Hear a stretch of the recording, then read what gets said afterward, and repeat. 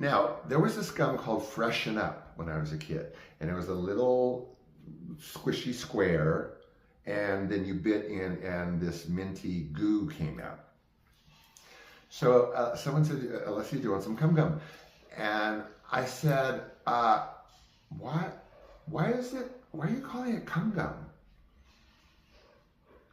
And they all look at each other, and Alessia looks at me and she goes, because it comes out?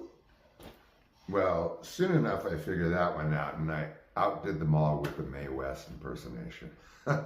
So, kind of trumped each other there in terms of maturity, I guess. Alessia and I saw the opening day of Star Wars, okay?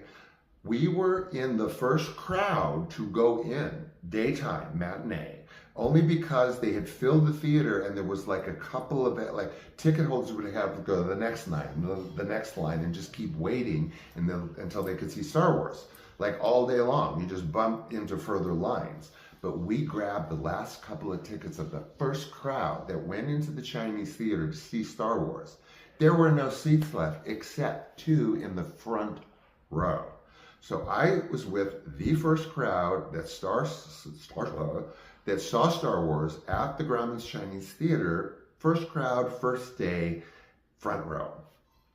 Religious experience. As we did with King Kong, like we saw King Kong, the 70s King Kong, like day it opened. It was always like the day it opened, you know.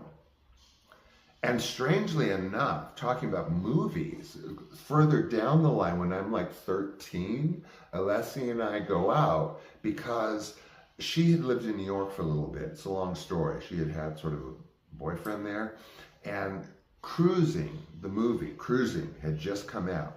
Now this was like a little bit later on in our friendship, 13-ish, and she decided she was going to take me to see Cruising at that age. I'm sorry, Alessia, if I'm blowing your cover.